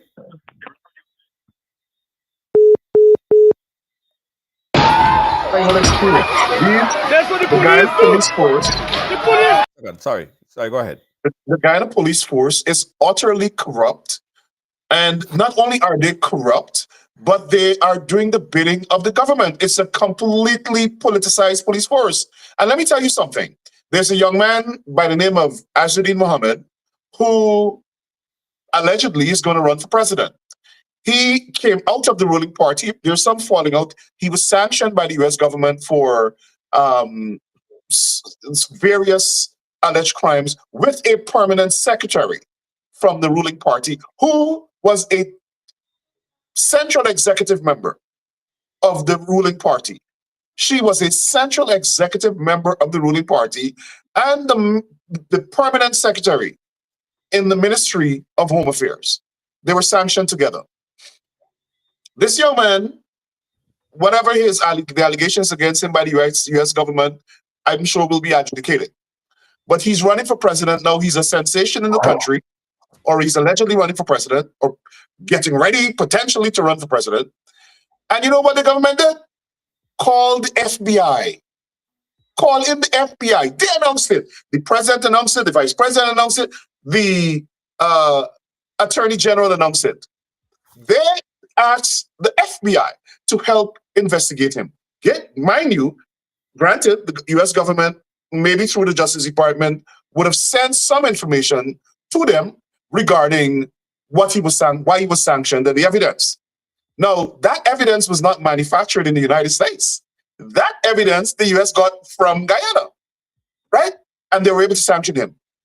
The point I'm making is that because he's running for president, they now want the FBI to investigate him. So they can use the FBI as a football and say, well, it's now the FBI. Why didn't they call it the FBI for this? The other thing I want to point out is that even though all of us called, I'm the first one to call for the commanding officer for that region to be fired. If possible, prosecuted for obstructing justice. They didn't do it. You know when they said they will leave? The people had to go in front there, in front of the police headquarters in that division, and block the road. Then they sent police to shoot the people. And I want the rest of the world to know this. In Guyana, this government, this People's Progressive Party government, and the leadership of the Guyana Police Force, or the police force taking instructions from the government does not believe that the people have a right to protest. Whenever you protest, they shoot you. They've shot people and killed them. This same government, every time the People's Progressive Party is in government, protesters are shot and killed. And they use live bullets. They used live bullets in 2012, and they shot and killed 3 protesters. Guess what the protesters were protesting? A hike in electricity rates. And they block a bridge, shoot them and kill them. In Linden, 2 weeks ago, they shot a protester, a man passing, by the way. He was not even part of the protest. Shot him. Why? They shot the people because they were blocking the road. We block roads in a democratic world every time. And you know what the police do? They divert the traffic. They try to talk to you. They bring specialized community affairs officers to talk to you. And they control the traffic. And they protect the protesters. Guyana's government is a dictatorship. It's an autocratic ethnocracy, and they don't believe that people who are opposed to them should block the street. And like Arianna's aunt reminded the president that when he was in opposition, not only did they block streets, there are videos with him picking up a police barricade and throwing it because the police blocked them off from wherever they were protesting. And there are videos showing him attempting to turn over the car of the then foreign minister, a woman, Dr. Cummins. Violence against a female member of parliament, a female minister of the government. And these people send these police officers to shoot and kill you for protesting. Yesterday, they're so reckless, Junior. They went into the Georgetown Hospital compound where some protesters were gathered peacefully and shot the people. Some people were blocking the streets and burning fires. They shot them. Guyana's the only country I know where you get shot if you protest. No, Yeah. some protesters were. We saw yesterday that they were using rubber bullets as well. No, So not only they use live rounds. People were shot. Today, people were showing you the slugs, the spent shells on the ground. They use rubber bullets, they use pellets, and they use live rounds. okay, all right. Let's take another call here quickly, Rickford. Caller live, where you calling us from? Grenada? Yeah, go right ahead. Good night, Mr. Junior, and good night to Mr. Burke and the listening audience. Yes. Good night. My take here is not a joke, actually. I watch a lot of Lifetime movies. I'm going to put it that way to make my point. The family need to pay particular attention when they go back next to see the body, anybody listening out in Guyana, to make sure they check the neck and on the back of the head. Any cut, especially that area. And to me, when I look at the body, when they show it by the poolside, that body to me already been killed some way and dumped to the pool. Thank you. All right, caller. Yeah. Rickford, what's the current situation? Hold on, before I ask that, let me take this other call quick. Caller live, where you calling us from? Hi, I'm calling from Buffalo, New York. Buffalo, New York. Go right ahead. Hey, how y'all doing? Good. Now, I was born in Guyana 50 years ago. Grew up most of my life, went to school, went to college, went to university. As far as I know, Guyana police force was always corrupt. Was always corrupt. Everybody ever taking pay all the time. Adriana's death has been a tragedy, and it made Guyana come together. I would hope they would find something, because that little girl, but besides that, we're all Guyanese. None of us live there right now. I don't know about anybody else on this program, but none of us live there right now. And I think our main objective is to first calm the country before we escalate anything else. We're all angry. And the government at hand has not been doing a very good job. I agree with everything. I don't live there. But I also concerned about my peoples that are there. Okay. You know, it's heartbreaking to see Guyana really gone to shits. Yeah. And I hope you guys and the media try to calm this situation down right now. Yes. Because, you know, I've watched over and over everything is happening. I don't agree, or I think they should have further investigation into the child's death. But that does not say that we should create more problems for the people of the country. Yes, maybe for the government, but not for the people. Thank you. Thank you, caller. Thank you so much. Thank you so much. One last call, Rickford, and we'll get your perspective on all these calls. Caller, you are live. Hold on 1 second, caller. Let me see if I bring that caller up. Caller, you live on the phone lines? Yeah, good evening. Good evening, caller. I'm calling from Norfolk, Virginia. Go ahead, caller. Go ahead, yes. So I have a couple of different points. Yeah, make it kind of snappy though, because we don't have a lot of time. What you're seeing here is the people does not have the faith in the government to do an impartial investigation. There's a loss of confidence in the police force and the government. At the same time, I don't believe in burning. I don't believe in burning people building. I don't believe in destruction of properties, because I believe that you're defeating the point of the protest. You're not going to receive international support if you conduct yourself in a certain way. You will not receive any support.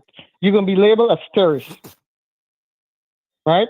So I believe that we do protests incorrectly. We don't know how to protest. We protest for 2 mornings and then it's done, right?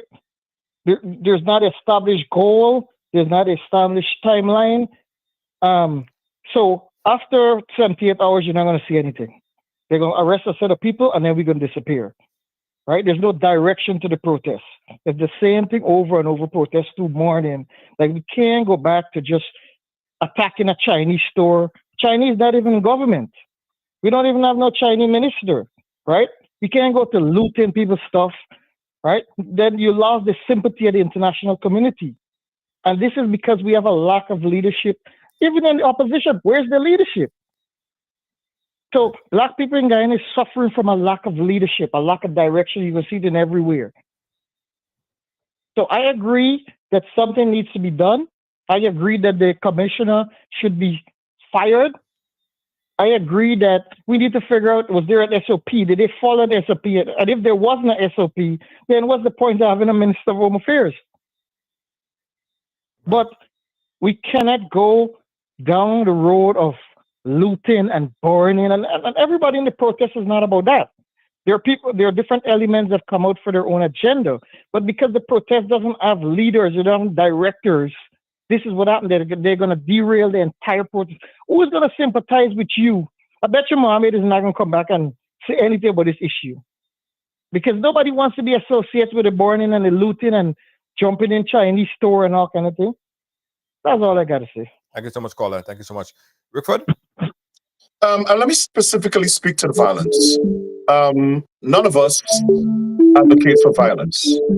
I don't advocate for violence. I don't think any of the leaders in Guyana advocate for violence. I think we abhor violence. There shouldn't be violence. I don't think the people committing violence are genuinely protesting. I think we have to separate the people who are protesting for justice and change and police reform from people who are engaging in criminal activities. So that's the first thing. And I want to say plainly, we don't condone it, we denounce it. We cannot, however, denounce the violence from citizens without denouncing the violence from the police. If you go back and check from the time this incident started, every time the protests degenerated into violence, it was precipitated and provoked by the police.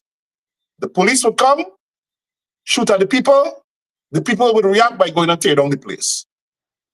And like I said, the elements in the protests, the provocateurs are the ones that do that. Let me explain why there's no leadership to the protest activities on the street. The government identifies the people who they deem to be leaders and go after them and charge them with all sorts of fabricated charges. Like right now, they've charged a political representative of the opposition from the East Coast Region 4 with inciting terror, a young lady.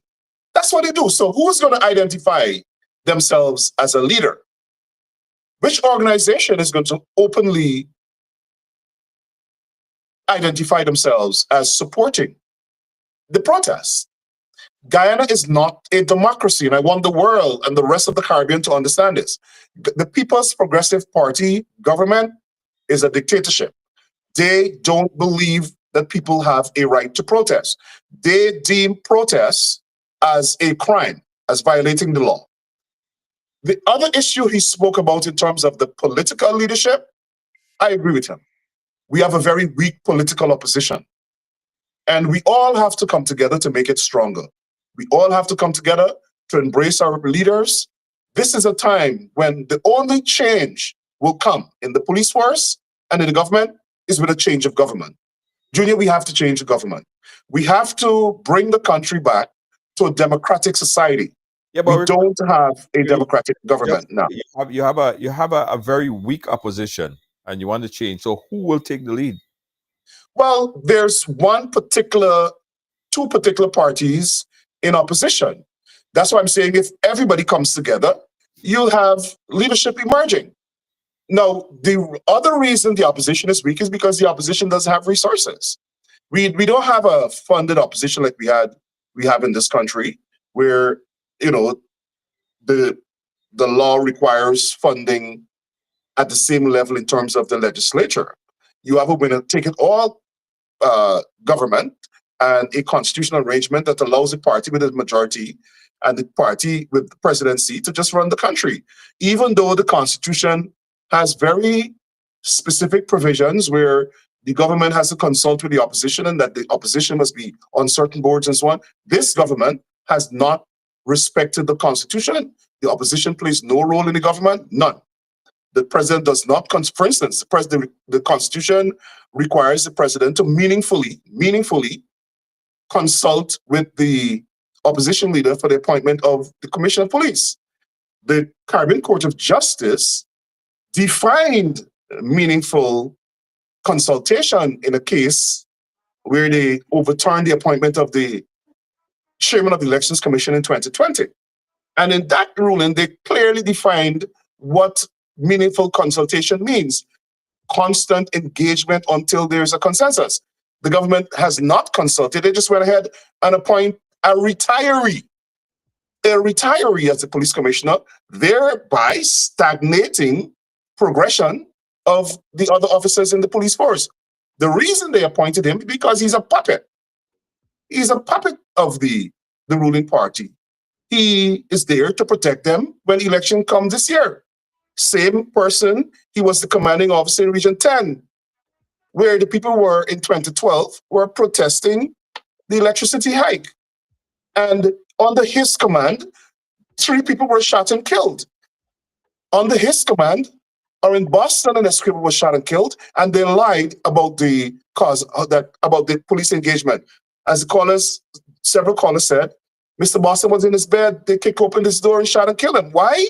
He had a store giving competition to one of the ruling party businessmen. And their solution to that was not to increase their marketing, was to get the police to go and kill him. Quinlan Bacchus and Golden Grove on the East Coast in Region 4. A police officer in Quinlan Bacchus apparently had some dispute over a girl. He conspired with his colleagues to frame Quinlan Bacchus and say that he was selling guns and drugs. Sent somebody to call him, and the boy go there, shot and kill him. Kevin Andrews, a young man from East Bank, Region 4, Division B, from Grove. Police officer shot and killed him. He was running and said he had a gun. No gun.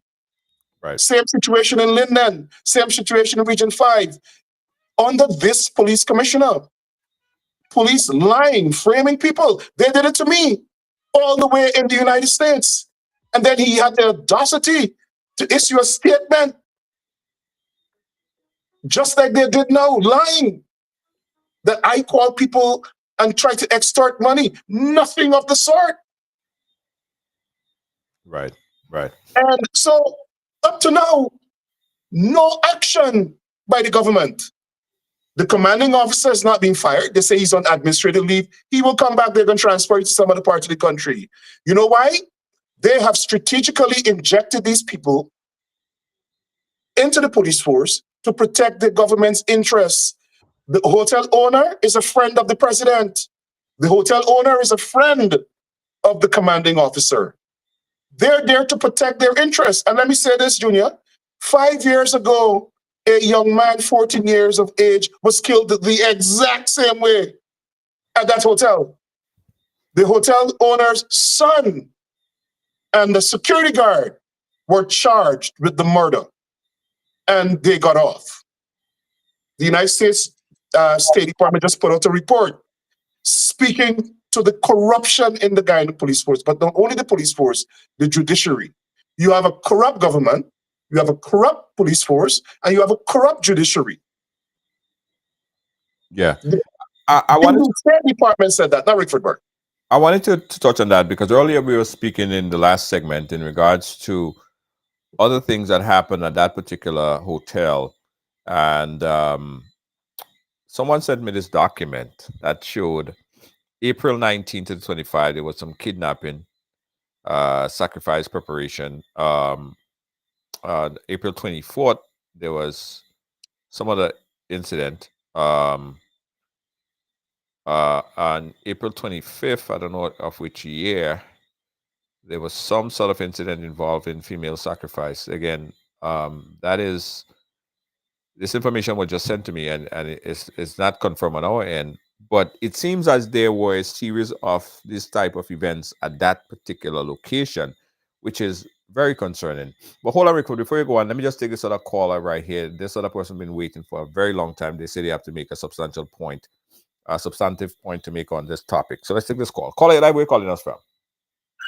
Brooklyn, New York. Brooklyn, go right ahead. Make it brief and snappy. Okay.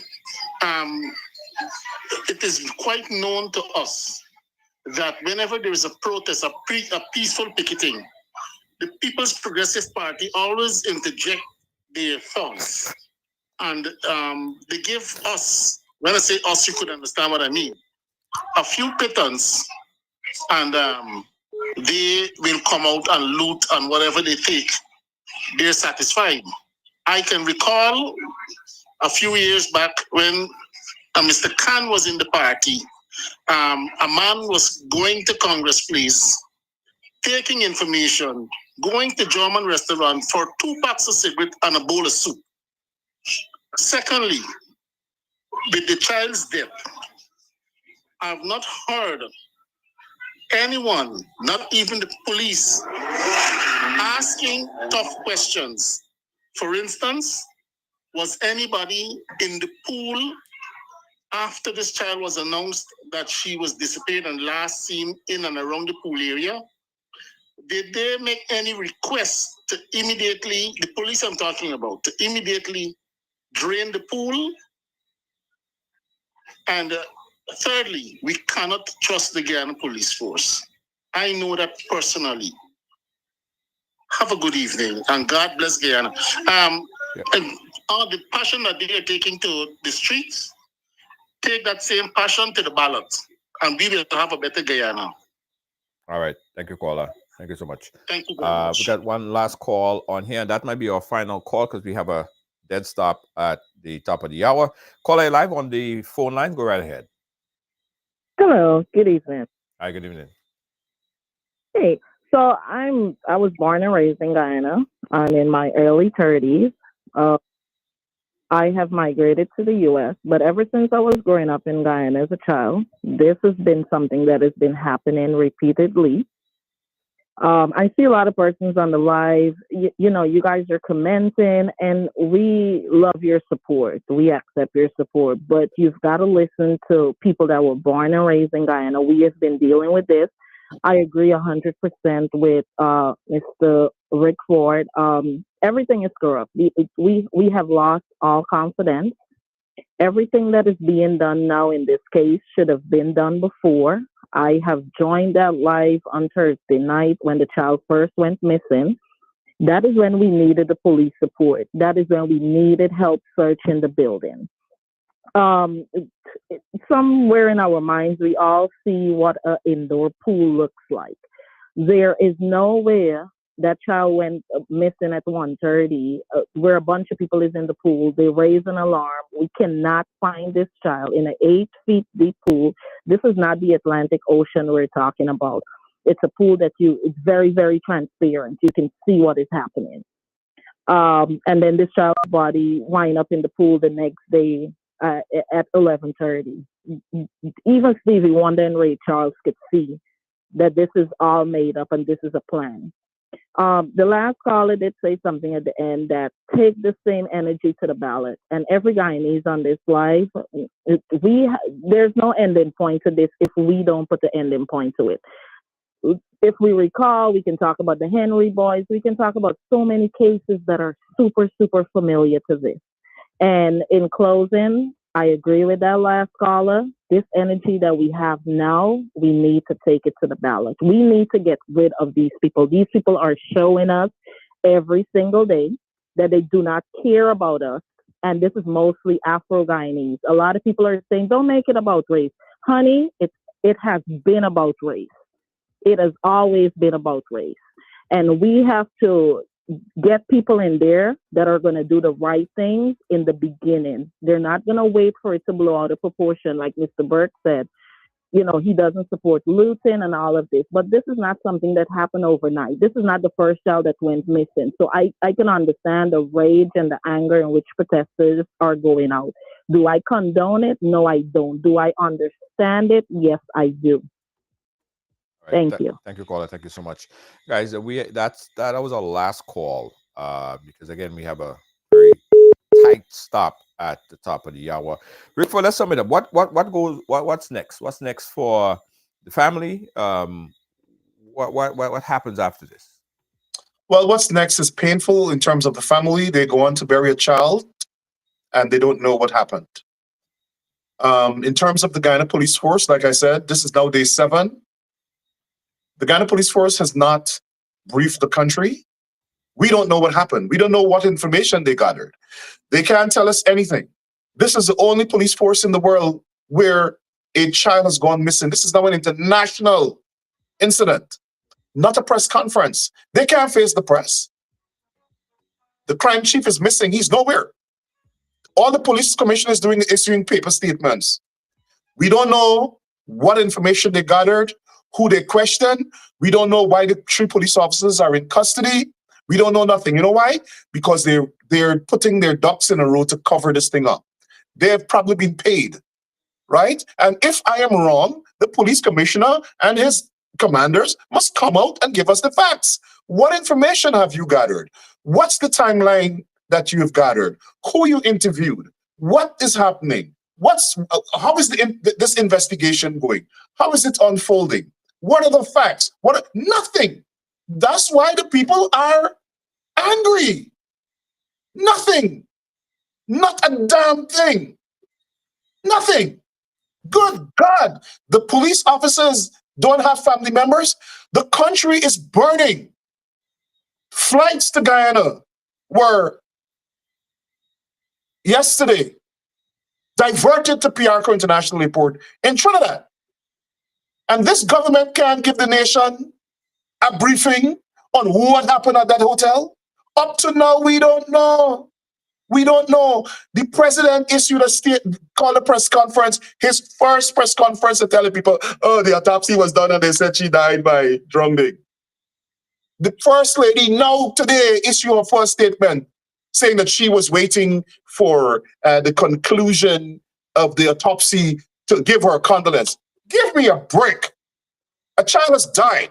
It takes you 7 days? They don't care. They don't care. But you see, if this was a child from Port Morant or Edmore or Lenora or something, right? They would have moved all heavens. But this is a poor little girl from a poor village, right? Killed, possibly murdered, but we know she died at a facility owned by a millionaire who finances the ruling party, who's a friend of the president, who's a friend of the commanding officer. And all of them rushed there to protect him and failed that little child. The Guyana police force failed that little child. If it's the last thing anybody listening to this program tonight must go with in their subconscious, is that the police guarded the hotel while the girl was dying inside and blocked her parents from entering to save her life. All right. Rickford, thank you so much for coming and giving us that side. And I'm sure, as we do all the time, there will be pushback to this very said program here. We do open up the platform to get the different perspective, as we say that everyone has a story to tell. So the government of Guyana, who I'm sure is watching the program, may have a difference of opinion, of projection, whatever. I'm not saying that they will be, but I'm saying that they might be. And we do open the platform to hear everyone's perspective. As we say on Right Along Live, everyone has a story to tell. Rickford, thank you so much. And again, condolences to the family, to the father, to the mother, to the brothers, the sisters, everybody. Condolences here from Right Along Live. Rickford, thank you for chiming in. Thanks for having me. Good night to you and your listeners. Thank you so much, guys. Guys, we have a hard stop at the top of the hour, so we have to wrap it up here. But again, guys, this is a serious issue. One thing I want to say about this, guys, we understand that people are, they are in despair. People are angry, frustrated over what happened, and I don't see why they should not be. Right, the family, they are right now at the wit's end. Right, they don't understand what's happening, and especially yesterday, the information that was posted that it was not drowning. It was drowning. Sorry. That frustrated a lot of people, and I could understand why they are frustrated. But I just want to say this. I'm in a place right now where I want everybody to just let good sense prevail, right? Because I'm seeing that there have been a lot of fires, a lot of buildings that have been damaged. There have been yesterday, there have been a lot of things happen, cars burnt and stuff like that. No one is coming to help us or to save us, right? So let good sense prevail from the police end and from the civilian end. We don't want to mash up the police, guys. Don't mash up the police. Whatever needs to happen, if the government need to come out and explain to the people, put an ease to this mess that's happening, come out and do what needs to be done. But please, let's end this right now. We don't want to see more fires. We don't want to see more people getting killed. We don't want to see more people getting shot. We don't want to see more places being burnt at the end of the day. And then we mash it up in our own home. That's our own home. And that's where we have to live. My friends and family in Guyana, for the protesters, for the police, everyone, I hope good sense could prevail and we all could get through this. I don't see how it would happen because this is a very, very, very serious situation, but I'm just begging for good sense to prevail on all sides. Thank you guys for watching. Thanks for being a part of our program. We said that we hope that there will be information from the other side that could come, that wants to come in and share the information with us. We do open the platform for conversation. Right Along Live, where everyone has a story to tell. Catch you guys again tomorrow. Good night.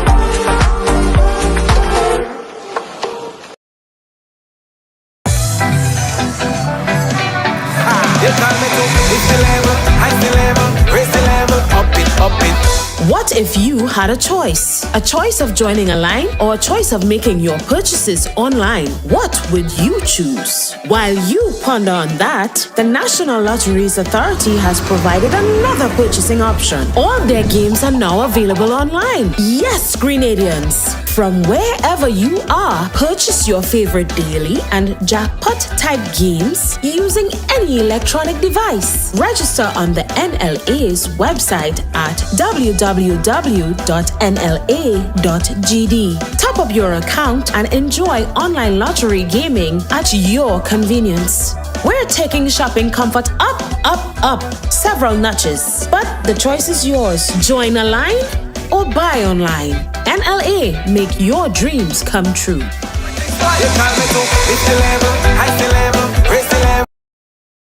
Looking for the ultimate island experience?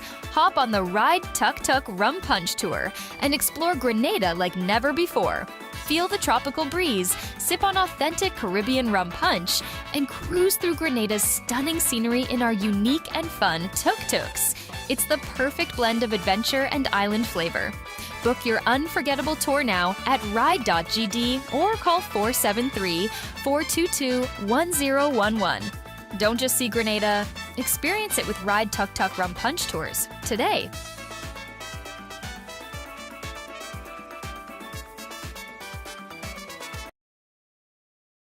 Are you looking to take your business or event to the next level?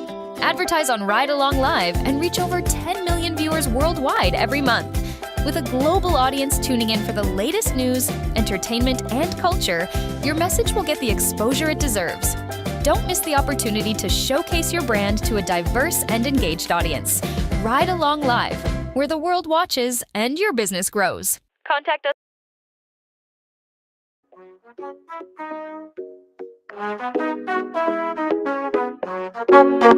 Ride along live, worldwide.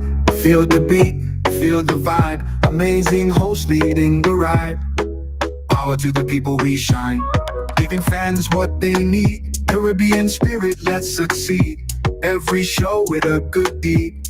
Together we plant the seed. Ride along, join the dance, let's sing the song. From island to island strong, with the host we belong.